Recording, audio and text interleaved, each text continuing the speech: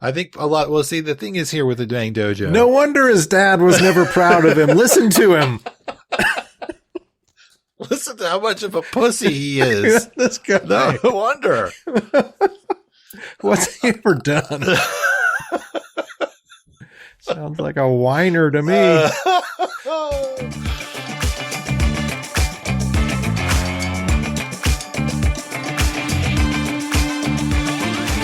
What is going on, everyone? Tis Miyanovich, and I welcome you to the Mang Dojo, the place where we process the raw struggles of men in an unprecedented paradigm.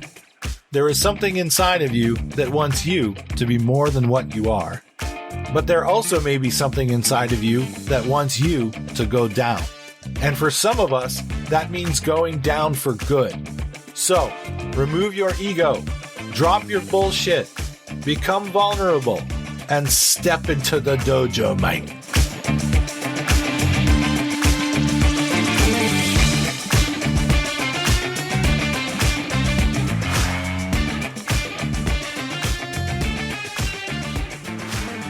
Oh, what's going on, everybody? Welcome back to another flamingly good episode of the Mang Dojo podcast.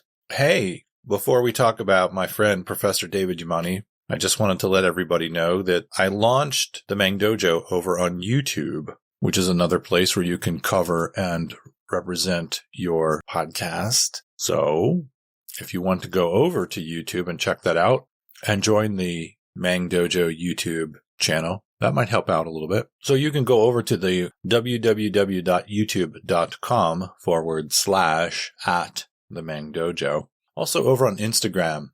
And why would you maybe want to do Instagram or YouTube when perhaps you're already doing this on your preferred podcast platform? Robin, it's dastardly.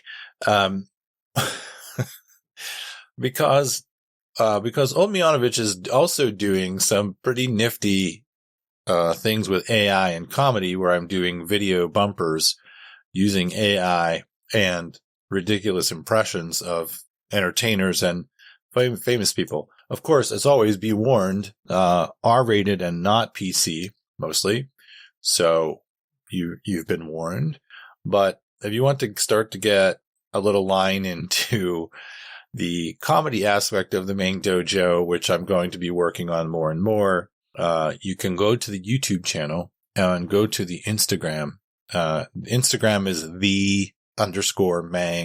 _Mang_Dojo. You could search out the Mang Dojo on IG and YouTube and find it and follow if you are up for the raucous and absurd comedy of the mind of Miyanovich. Also, it's quite likely that some of the guests to the dojo and some of the people that are listening to the dojo that are supporting behind the scenes are also going to be contributing some help to the comedy in the future. If we're not laughing as middle-aged men, and anyone else who's listening, as middle-aged men, if we're not laughing, we're not taking advantage on one of the greatest doses of medicine that we can get into ourselves. You're just going to have to get over the whole ridiculous and non-PC part if you want to enjoy that. So check that stuff out. Also, the Mang Dojo is on Buy Me a Coffee. If you guys that you're listening here, I'm telling you, cats, yo, just go over and give $1 and leave yourself anonymous, right?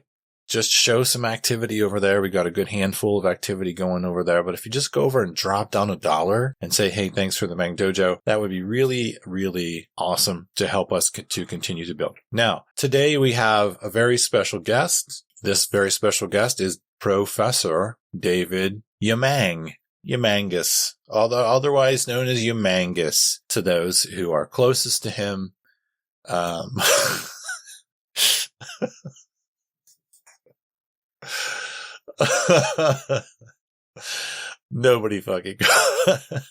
Nobody calls him Yamangus. I just made that up. I mean, I've been calling him Yamangus a little bit here and there over the years, but nobody calls David Yamangus. Although if he did have, like half Deadpool, if he did have a handle on the Mang Dojo, his handle will be Yamangus. Professor David Yamane, of course, is a friend of mine. Now, where are we friends from? We both work in interesting positions in the gun world, in the world of the gun culture. And that's going to be hard to ignore for this episode because it does interweave and intertwine quite well with many of the topics that we need to deal with on the Mang Dojo here. We don't get too heavy into guns, and we won't get too heavy into guns in the gun world on the Mang Dojo, but it will be talked about. That's for sure. Let me just read you a brief biography from David's website. David Yamane is a professor of sociology at Wake Forest University in Winston-Salem, North Carolina. He earned his BA in 91 in sociology from the University of California at Berkeley and his MS 94 and PhD 98 in sociology from the University of Wisconsin at Madison. Go Badgers!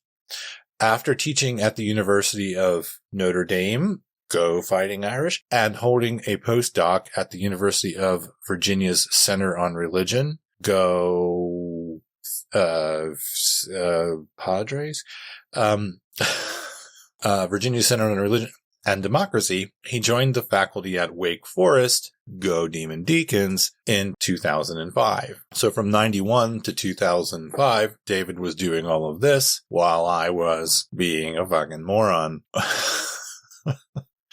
For the first 20 years of his academic career, Professor Yamane specialized in the sociology of religion, a field in which he authored, co-authored, or edited 6 books of 2 majorly scholarly journals. Since 2011, Professor Yamane has become an internationally recognized scholarly authority on guns and a calming voice in our divisive national argument on the issue. As an Asian American and lifelong liberal from the San Francisco Bay Area, Yamane became a first-time gun owner as a 42-year-old and began a 12-year journey into the complex world of firearms in America. Having one foot outside and one inside the gun culture allows him to speak with compassion across our paralyzing differences. Yamane's time and original book, Gun Curious, a liberal professor's surprising journey inside of America's gun culture, was published by Exposit Books in June 2024. So that's a little bit on David. If you are not somebody who's into the gun world and you're listening to this deal, I advise that you get David's book, Gun Curious, a liberal professor's surprising journey inside of America's gun culture, and read it. It is very much so like his brain. It is very accessible. It's very clear, simple, and to the point, very intelligent, elegant. You definitely should check that out if you want a better perspective on the nasty and contentious nexus point between guns and public safety, which is where Daddy lives and has lived for the past 6 years full time. That's a whole other discussion. Many of you know David. David is a humble man, and David would not perhaps know this or admit this about himself or maybe even observe it, but he is kind of a superhero in the world of liberal gun ownership, and I consider him a superhero in the world of the gun culture and a superhero in the world of academia because he exists inside of a world, the academic world, that is definitely not open-minded to a better process with guns in America. If academia is a bunch of vampires, then gun ownership is holy water. And David lives inside of that, although he's been accepted by many of his peers, and many people have been open-minded with him. I think generally speaking, academics don't want to deal with the issue. They just want it to go away. This makes David a superhero in that regard as he faces that tension on a daily or monthly or yearly basis. Now, some of you, again, may know David, and this conversation may be a little bit of a shocker to you that the superhero that we all know is actually just a human, and a human who has challenges and struggles like the rest of us. And as such, I think for those of us that know David and care about David, this is going to be a very important series to help us to tune into David even better, so that we could tune in our support for his life and his efforts in a better fashion. Because a Professor David Yamane is not only desired in times like these, a Professor David Yamane is completely necessary and essential. The conversation that we're going to have may, more so than any other conversation so far on the Mang Dojo, may have an ASMR effect on you, which may have an effect that puts you to sleep. Why is that? Well, not because we're boring, not because the topic is boring, but because David and I together kind of, we NPR. Like when I'm with David, I NPR more than regularly. And as many of you know, I am very much so low testosterone and kind of hormonally in deep shit right now. And we're almost there to dealing with that professionally, medically. But boy, do I not have the spark. And so my lack of testicular spark is mixing streams with potentially David's lack of testicular spark currently, although that's yet to be determined perhaps. And the lack of testicular spark in both of our 50-odd-year-old asses is, can you have a testicular spark in your ass? Is combining together into this kind of ASMR, tired old guys, NPR type vibe for the next three episodes. So you might find yourself being like, holy shit, these guys, man, they're putting me to sleep. But I'm telling you, hang in there with it, right? Hang in there with the vibe. Definitely do not be operating any heavy equipment when you're listening to this next series. It's not because we're boring. I'm telling you, he is raw and to the bone in a way where I was like, holy shit, he's really not afraid here. David is really opening the book of Yamane up for us to look at. And again, I think many of us that care about him and are friends with him are going to be quite surprised. Keeping that in mind, just hang in there on the spark-free testicle ASMR NPR vibe. So let's jump in and listen to my conversation with Professor David Yamane.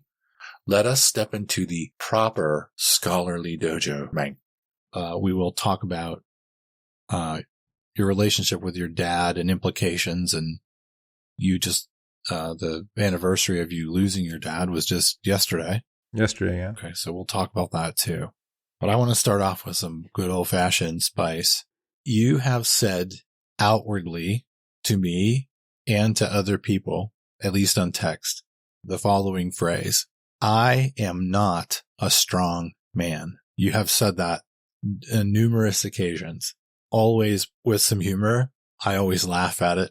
But I wanted to ask you, what do you mean when you say that? When David Yamane says, I am not a strong man, what do you mean when you say that? And are you fully serious? Are you half joking? Like, what's the whole deal with David saying, I am not a strong man? Well, I probably use that across a whole variety of different situations. So, it can be a canned line in a sense, but obviously all humor has some truth underlying it. And so, in certain ways, I think about if people were going to pick who they're going to bring with them if they needed to survive in certain circumstances in which, the creature comforts of home were not available, I wouldn't be in the 5 people picked. If people were going in a self-defense situation, I wouldn't be among the 5 people picked.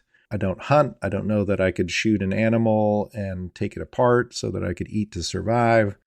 So there are those elements of strength. I think I am somewhat resilient in certain ways, but then I also know I'm, emotionally messed up in certain ways. Probably have some, things that are related to my upbringing. And as I always also say, thanks, Dad. Also, as my dear wife, Sandy, likes to remind me, some PTSD from my first marriage. So there's some weakness there, in terms of, physical strength and capacity and survival abilities, and also probably some emotional and psychological weakness as well. And I think, as you said, when were we talking? Was it something that we recorded? Yeah, it was. I think it was the last time we recorded. You were like, you have these things going on with you, but you definitely don't have the time or the money right now to go into therapy to unravel those things. It would take too much time and too much money. Well, that's what the Mang Dojo is here for, David. It's a free service for you to maybe unravel these things at the low cutlet price of $0. Yes. Well, I'm having anger issues right now also. So if we can set aside some time for that, I would appreciate it. Oh, I'm making a note for that. We can get, so here's interesting thing about the Mang Dojo that's not, it's not held down by the constraints of the gun thing. So like Michael Sodini and I talked, and it went 3 hours and 45 minutes. Wow. And with yes, at the end there was some like fried crispy brains, but also we were like, that didn't even feel like it. So we may go, man. We may just keep going. I'm up for it. I don't care. We'll find out. But there's sort of a new magic here with the Mang Dojo. That's such a high bar, though. I mean, so I went to interview Sodini for an hour and ended up talking to him for 3 hours about his whole life and involvement in guns and everything else he's done. So like, I don't have that much material in my life. I've been a sociology professor for 25 years, and I studied sociology 10 years before that. That's it. Sorry. Well, that might be why when we dig inside, we might open up Pandora's box here. Oh God, who knows what's in there? Bats and shit.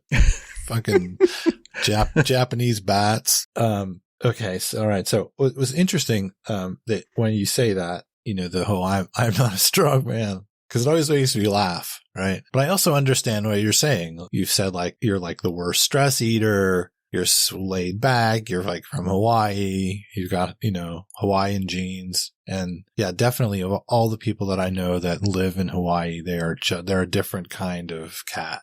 Right. That sea spray really gets in the brain. Mm-hmm. But simultaneously, it's also not true, like not fully true. I'm not a strong man. Like for the past decade, you've spent the majority of your time inside of arguably the most contentious space in the American social political reality, or top three. It's not easy. It sucks often. There's nothing for it. Not a lot of glory. Yet you persist. You persist. So, and in addition to that, you're a father who takes care of or has taken care of 3 children. Well, put them through school. You bust your ass in your own way. So you're definitely also a strong man. I think that's probably what we are all learning here in the Mang Dojo, is that we're all yin and we're all yang. We're all strong in these ways. We're weak in these ways. But I just wanted to get your take on the whole, I am not a strong man. It always makes me laugh when you say, this is not a toxic masculinity take either, because I think, some of the weakness is, related to emotional management and that sort of thing. And, I definitely, some of my ability to work in contentious areas is a little bit of Zelig for the Woody Allen, now canceled Woody Allen fans who remember the movie, where Zelig just, whatever situation he's in, he just becomes those people. Like he physically transforms into whoever he's around. Right. And that's a useful research tactic, and also it's a useful social tactic, right? And you just kind of fit in, and I think that's something that I do. But I think one of the downside consequences of that is you do have to suppress some of who you may be naturally or what you're feeling. And I think in recent months, or maybe year or so, or at least since my book has come out, I've let out more of my authentic feelings about guns and the gun world. And now people are like, whoa, wait a second, we thought you were cool, and maybe now you're not so cool because you're saying crazy things about LGBTQ people or race and guns and things that we thought you were on our side. So now you kind of get it from both sides, the liberal non-gun people and then the conservative gun people. So I'm actually moving into more into your territory, where I was, the Zelig thing prevented me from having to deal with some of the things that you deal with all the time. The contention and the projection, it's interesting how quickly humans project. So there's a lot of, in the gun space on the right side, there's a lot of, welcome to the party. We're so glad you're here. Look, everyone, some liberals get it too. Look, we're so for you guys doing this. We want to help you.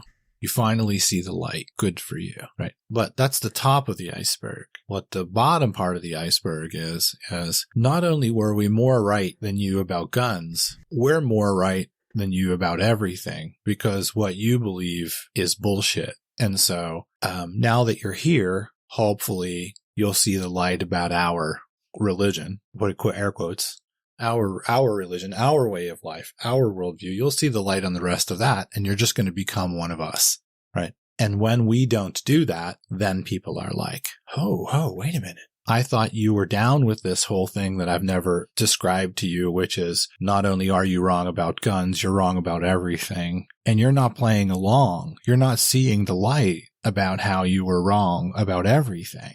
So there's a lot of that. Yeah. Not spoken always, but it's quite present. It's quite present. Definitely. Well, I didn't mean to bring us into the gun arena because we're supposed to be talking outside. Well, that's totally fine. Everybody knows. I think it would be hard to avoid it. And also it might be present in both people, both genders, all genders, however people want to interpret them. But that's certainly a toxic, masculine, psychological bullshit historical move. My way is the way, and your way is not the way. And one day you're going to see the light because I'm right and you're fucking wrong. Yeah. Very toxic, very present inside of the toxic masculine psychology. Yeah. Well, like you said, the yin and the yang is always there because these, on the one hand, these things, it's a positive and also kind of a negative. And I think in terms of, just that conflict aversion that I have that sort of makes it possible to do the Zelig thing and to, move in spaces with, people that I disagree with because I naturally don't want to have conflict with people. So that's a positive. But then on the downside, if you, need to at times, speak the truth, you can be held back from doing that, or, you can avoid having difficult conversations and those kind of things. So my family was definitely famous for just sweeping things under the rug and moving on as if they didn't happen. And so, I've existed well into adulthood, never really having good skills at dealing with situations of conflict. So yin and yang. That would be considered the shadow side of the yin mind, right? Is that both have their strengths, but if you don't counterbalance, then you end up in a shadow zone inside of it, right? And then you get bad results because you don't have enough yang, because you're not drawing boundaries, because you're not calling things out. I have a similar problem in that. So there's the version of Randy using his comedy as a way to survive his upbringing, as a shield, or as a way to get through a door or whatever. There's that version of it. Then there's the version where I just use it. I don't use it like that anymore. It's just a part of me. But what happens is I'm humorous when I'm not being controversially humorous. I'm humorous and very kind. And so when people are around me, that's why they want to come around me. But they don't realize that, or they don't know, because I've been through so much in my life. I have this other gear that's quite serious and quite powerful and quite no horse shit. And I will call things out. I will face things and I will say to your face, man, you got to stop this. Or what you're doing is horse shit. Like that is in there, but that's not part of that other gear. Why people come around me. They come around me because I comfort them. I make them feel good. They laugh. And I'm funny guy, fun guy, enjoyable guy. And they're totally cool with that right up until they act like a fucking moron and I go straight to them with it. And they go, hold on a second. This isn't Randy. Where's fun Randy? Yes, I wanted one gear Randy that made me feel good all the time, Randy. Not the guy that makes me face shit I don't want to face. Not the guy that's going to be an adult. So this is like, who was I talking to? It was in one of the episodes. I think it was Evandriel, where I was like, I kind of shoot myself in the foot as a leader because the glue for pulling everything together with LGO is me being a goof, as me being comedic. And then when things start going south or these dudes start fucking up and I'm like, hold on a second. No. And I turn into the other guy. It doesn't really work very well because I spend all of my time being a clown. So, I'm just saying this because I can relate to your issue where you're kind of like nice David and everybody likes nice David. But the problem is that you also have another part of you that's not just, I don't want to say not nice David, but like David about the truth, like truth David, right? Yeah. Well, I've put so much into my light overheat idea, which I think is really important, especially in this area. But as I saw in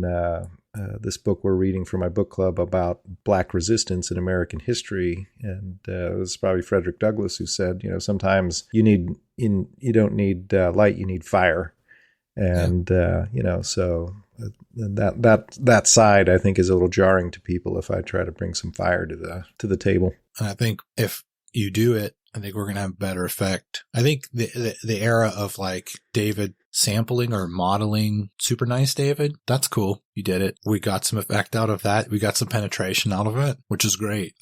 But like, I think that's good. Like let's see now what happens if you just add a little fire, which would be totally acceptable. Yeah. But the emotions are very uneasy for me because I know if I post, something spicy on my Facebook, then if I'm looking at that Facebook icon on my phone, I'm thinking, do I want to check the comments and see how people are reacting? I literally will feel, that kind of uneasy, anxious, acidic feeling in the stomach, which, my body's literally physically reacting to the possibility that, well, now there's going to be some conflict here. And at scale, like we're designed for the village, 25 people, 50 people, 100, 150 people in the mega tribe.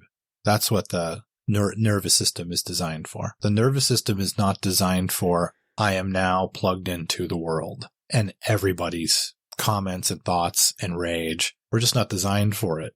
And I have the same thing. I don't know whether to engage the internet or to just like the comments or just ignore them. Yeah. Because it's too overwhelming. So I'll be interested. I'd love to see if there's going to be an experiment, a little bit more of an experiment with David Yamane with just a dash of yang energy added. Would be quite interesting. To be determined. Yes, we'll see.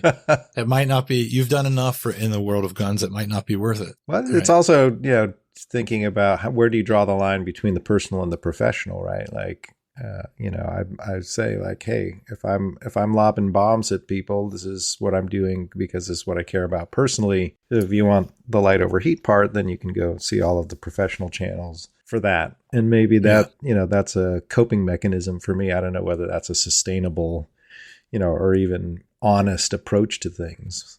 Yeah. But it's unfolding right now.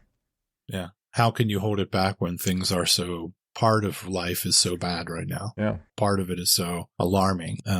If you swallow it, it turns on you. Yeah, definitely. So interesting. I'm looking forward to that. I think you can appreciate, even though my way is a little bit more excessive, appreciate why it is that I just I'm kind of losing it, not in a bad way, but I'm like losing. And also I have low testosterone going on so badly, I have to seek treatment, but, I'm losing my ability to hold my tongue. I'm losing my ability to hold back what I know I should be saying. And that means comedically too, unfortunately for some people. But that's not a build the coalition type energy. Mm-hmm. It's a different kind of energy. And I just think at us being in our 50s, this makes sense. This is the age where maybe we don't get super tribal and ignorant at the same time, but in a calculated and mature manner, we just drop the insulation and cut the shit. It seems to make sense to me. Mm-hmm. Because maybe after we're in our 50s, we might start to gradually decline or something. Yeah. I definitely think about, having wrapped up the last book and thinking, well, professionally at least, I have one more project in me, perhaps maybe 1.5, probably not 2. And so then you have to start thinking seriously about, all right, how am I going to use this last bit of my, professional energy, time, resources, reputation? What do I want to have done 12 years from now? Well, we don't have forever. That's for sure. Mm. That's the point I try to make. You hit a certain point and you start to realize I've got a range of time here now. Yeah. Whereas before it was like, you didn't think about it. I think I have about 10 years and then I'm going to start struggling probably a little bit. Yeah. I hope to have 10 years. I certainly have, the majority of my life behind me. So at least the majority of my productive life. So, I want to, do something significant. Let's switch over to, I think all of the things that you brought up, emotional issues, anger, PTSD from your last marriage, self-acceptance, these kinds of things. It's going to be hard to talk about them unless we start talking about your relationship with your father. So that's a big issue or a big topic here on the Mang Dojo. Parenting, the reality of parenting on the upbringing, but also you might not encapsulate it this way, but sometimes there's substandard parenting or there's a certain issue in the parents that's substandard and it causes a lifetime of issues. So that's why it's important that we talk about our fathers and our mothers, but it's important that we talk about our fathers. So before we get into like the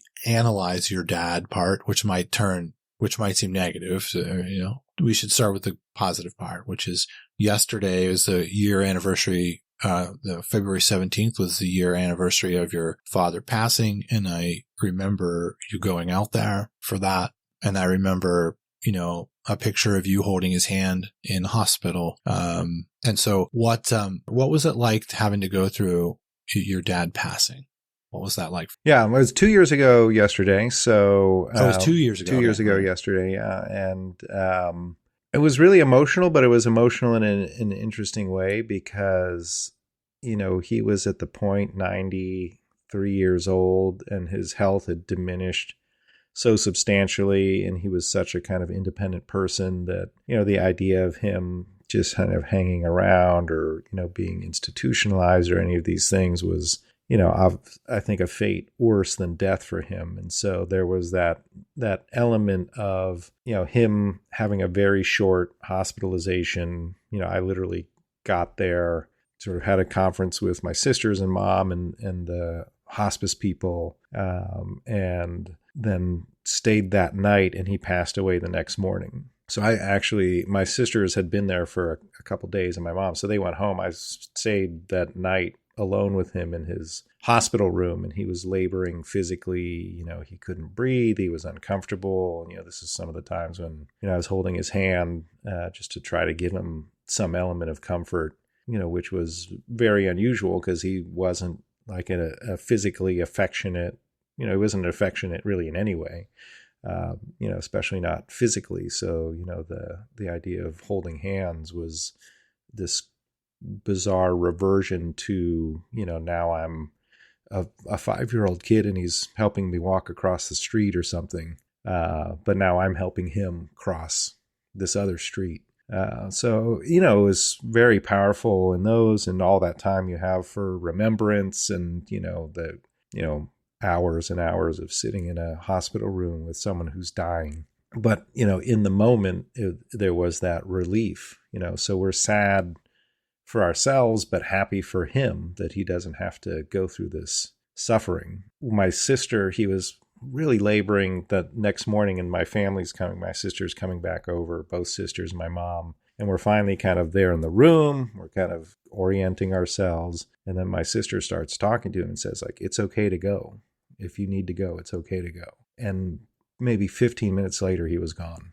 And so, it was, again, I'd say just this confused basket of all kinds of different emotions of gratitude for, his life, sadness for the fact that we didn't have him anymore, but also, gratitude that he didn't suffer.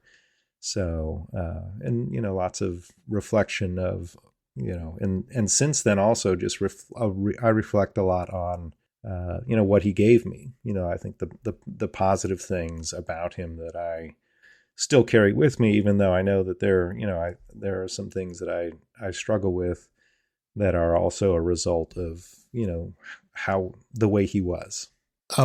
Did he have cancer, multiple things going on with him in the end? What was like Yeah, I mean, he was, just old, body broke down. I don't even know what the official cause of death was. It's probably pneumonia or something like that. But he had COPD. He had a stroke, several years before. But yeah, just, physically diminished. He was taking every part of his body, like eye drops in the morning and at night, all of these different pills.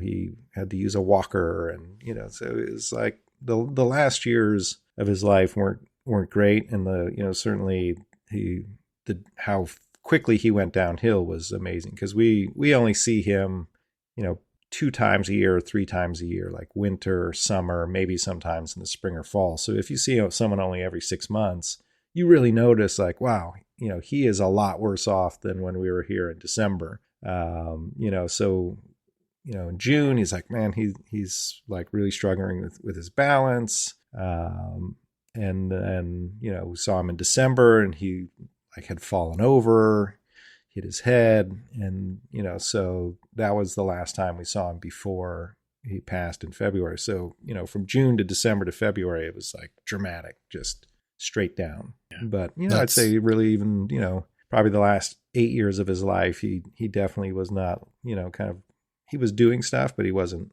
certainly he was not independent in any way, which was, not good for him the way he was. He also, had lots of siblings, and only his youngest sister survived him. And so, we'd be sitting around the dinner table sometimes. He'd be like, I don't know why I'm still alive. All my siblings have passed. I'm taking all these pills. Like, I can't do stuff. And, so that was, I think, not nostalgic in any way. It's not like he sort of looks back over his life, and, he would talk about it if we asked him, but he wasn't a natural talker. But just that moment, one of the few moments of kind of self-reflection I saw from him. I have the same thing going on with my parents. Is we try to get up there every 2 or 3 months. It often works out that it's more like 5 or 6. And if we go 5 or 6 months between seeing them, you notice a lot. There's a whole new bunch of things they can't do, or there's a difference in how they sound, how they talk, how they process information, how they remember things or don't. Yeah.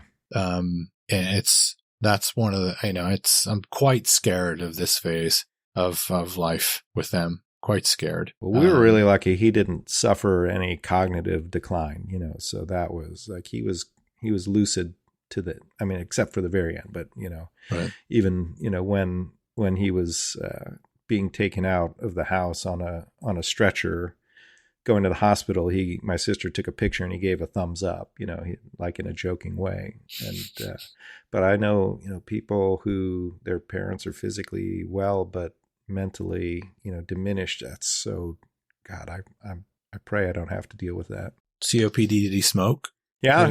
He was a big smoker. I always remember he'd drive home from work, and sometimes I'd go, meet him. I'd roller skate from our house to the corner where he pulled off the highway, and then he'd drive me the 300 yards home. And the car just reeked of territins. He's like, just like everybody in that era. I mean, my mom smoked until she was, 3 months into the pregnancy with my older sister. But, I think he was also, to me, in the somewhat stereotypical Japanese man, his doctor said, hey, look, if you keep smoking, you're going to die. And so he just quit smoking. Like, no nicotine gum, no patch, no weaning himself off. He just took his cigarettes and was like, okay, I'm done. I'm not a smoker anymore. I smoked for decades and now I don't smoke. Like, how do you do that? It's the magic. It's the power it's the Asian discipline power. Most people from the newer generations will have no idea that smell in the car. Oh, yeah. The thing I always remember is the ashes that will make their way into the air conditioning ducts, and then the air conditioning gets turned on, and then you have the ashes blow out of the air conditioning vents, and then the smell of both the air conditioning smell and the cigarette tar smell together. Most people never know the impact of that stuff, but then you get numb to it when your parents chain smoke around you. You just kind of get numb to it. It was weird though, because he didn't, like, he was never be actively smoking when he picked me up. He never smoked in the house. And so he had these very interesting boundaries around, his smoking. So I rarely saw him smoking. And, he also quit when I was, I think I was also contributing to that was when I would steal his cigarettes and like hide them under the house. And then, he probably rightfully thought, oh, well, now my smoking is going to make my kids start smoking. Let's go back to, you said he wasn't physically, what was the term you used? Affectionate. But he wasn't affectionate emotionally either. How much of that is Japanese culture? How much of that is your dad as an individual? Like, have you ever thought about that? Yeah, I think about it. I don't know that there's any definitive answer in the same way that, like, as a sociologist, and I teach intro social, my students are always like, how much is nature and how much is nurture? And, I say, well, I don't know. If I knew, I'd have the Nobel Prize. But I think a lot of it is definitely part of Asian culture. He's Japanese descent, grew up in Hawaii, but in a very robust Japanese culture. And even, today, I think that the culture doesn't emphasize either spoken or physical affection, and there, again, many love languages. And I never felt like, oh, my dad doesn't love me. But he definitely never said he loved me. I don't remember getting hugs. So that obviously, had a profound effect on me in terms of my kind of discomfort, expressing those same things, which when I had kids, I definitely tried to sort of overcome that. I also had my mom as a kind of countervailing force to that. And so that was, fortunate. But the fact that, my dad never did express, things like love or pride, I think, was that was a big thing that, definitely hung over my head or motivated me, that powerful desire, for my dad to be proud of me, drove me to do all kinds of things that in my career, that arguably are positive. So I guess we could make a note and talk about later how truly valuable are negatives. Like, I just recorded with Chris Kim, who's a boxing coach, and one of the reasons he got into boxing and self-defense, was he was a skinny Korean kid in Alaska. There was bullying and racism and stuff like that. He always wanted to do what his brother did. So his brother was into sports, he was into sports, right? Brother was a wrestler, he wanted to be a wrestler. But his brother basically bullied him to make him harder. And it was pretty profound. Like, it was real bullying, but it also had an effect on him, and it pushed him hard. He ended up getting into boxing, and that ended up making a huge difference for him in dealing with bullying in the outside world and racism in the outside world. So we won't answer I don't think we'll ever answer the question about what's the value of when there's a negative coming from your loved ones and it ends up giving you positive results. And it's interesting because he was never proactively negative. In fact, he always gave me opportunities to work and make money with him. And then when I was like, hey, I'm going to become a sociologist. I know lots of my students in Wake Forest today, have cried in my office because they want to major in sociology and their parents want them to do something productive. So they were both my parents. My dad was, he never conveyed in any sense, that's not a worthwhile pursuit. Why would anybody want to do that? Yeah. But it was always that feeling of, like, does he see what I'm doing? Is he proud of this? I remember one time very distinctively when my first book was coming out, and I had the page proofs that I had spiral bound and brought them home while I was visiting California. And I had fallen asleep on this couch with the thing sitting somewhere, and he's sitting in his recliner, and I woke up and he was reading the book, and I was like, oh my God, he's going to see now. Like, it's like, this is an accomplishment. I wrote a book. Yeah. I wrote a book. And I said, what do you think? And he said, it's really long. Oh, God.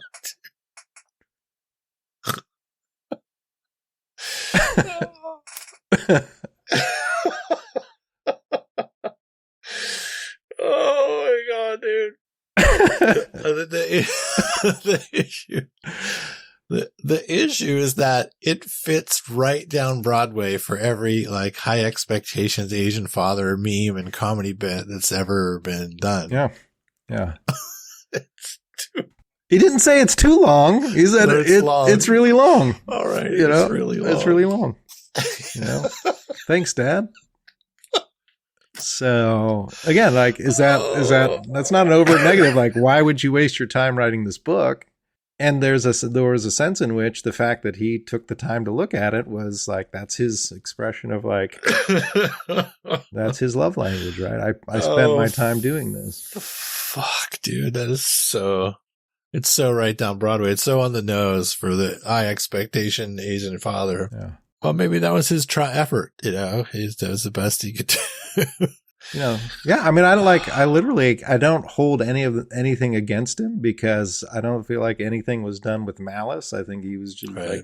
that's who he was. And that's, how he was raised. And, he again was never physically abusive, emotionally abusive, or anything proactive. It was just that absence, and how do I fill that absence enough that it will not be an absence anymore? Was he any different at all with your sisters? Did you notice a difference between how he was with you and how he was with your sisters? No, I think when we were younger, I probably had the closest relationship to him because I was a boy. My sister was born in 1963. My other sister was born in 1967. And then my mom ends up pregnant shortly after my younger sister was born.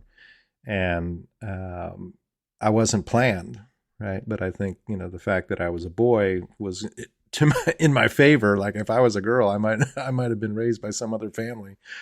But yeah, I'd play catch with him. We'd throw the football.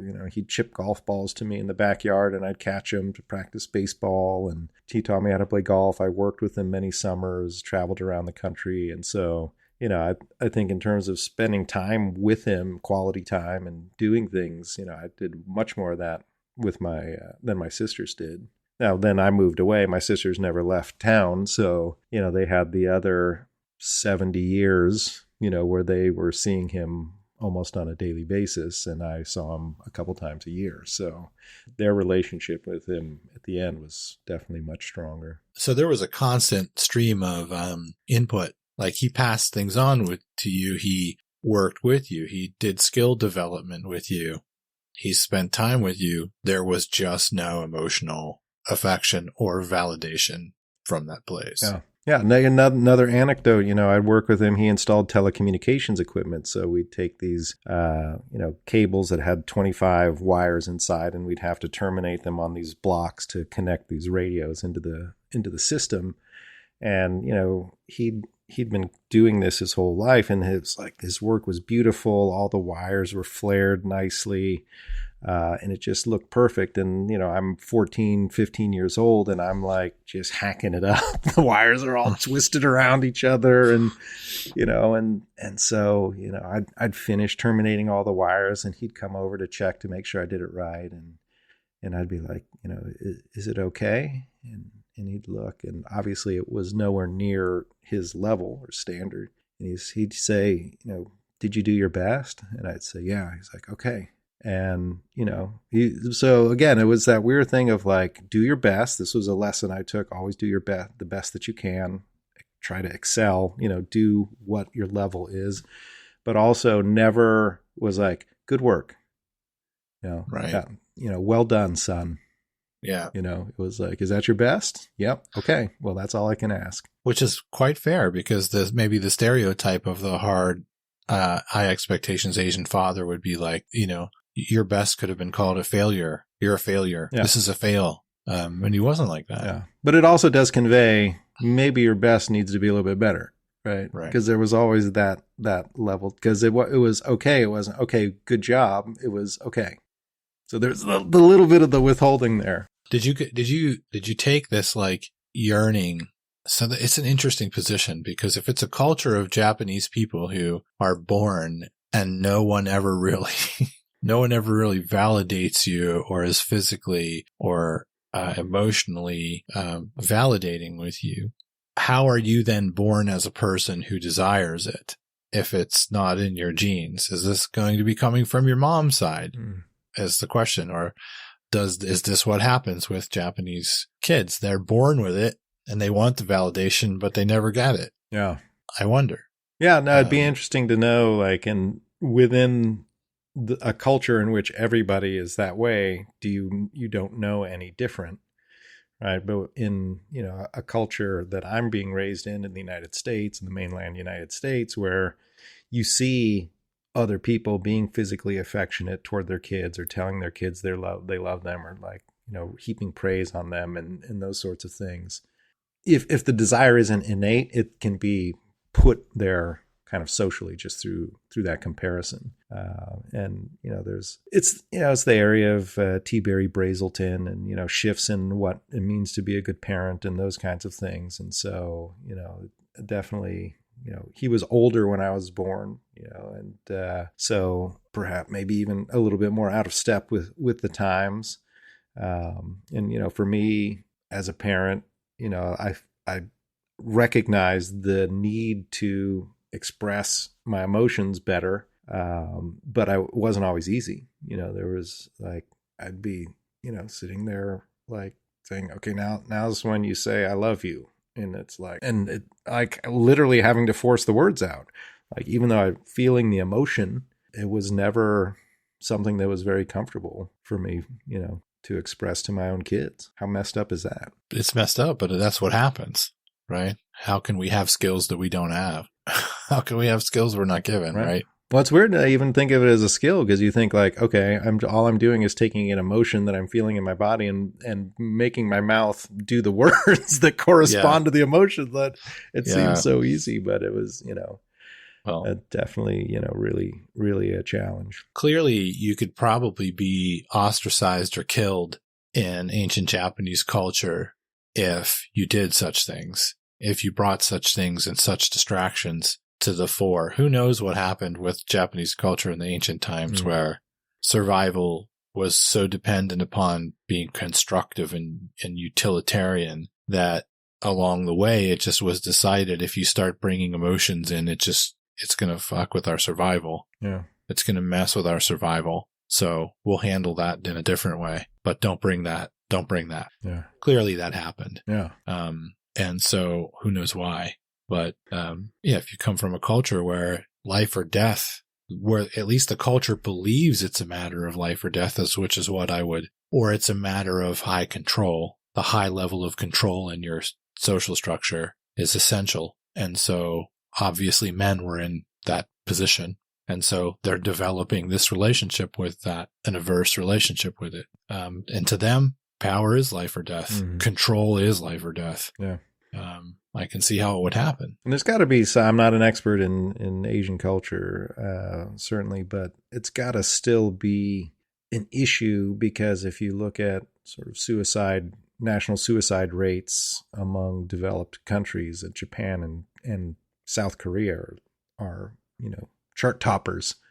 Yeah. And so, there's definitely something going on in those cultures relative to emotions, emotional expression, dealing with emotions, and these kinds of things. And we have some traces of that still here we contend with in the United States. For sure. The right wing, center to right, the core of libertarianism, I would think. I see a lot more who cares about your feelings? I'm not here for your feelings. I'm here for principle. I'm here to do the right thing. Mm-hmm. Your feelings don't really matter. Yeah. Your feelings are less than. Your feelings are dumb. On the left, we seem to be drowning in them. Maybe that's why the Japanese are the way they are. Maybe there's a learning lesson there. I don't know. Yeah.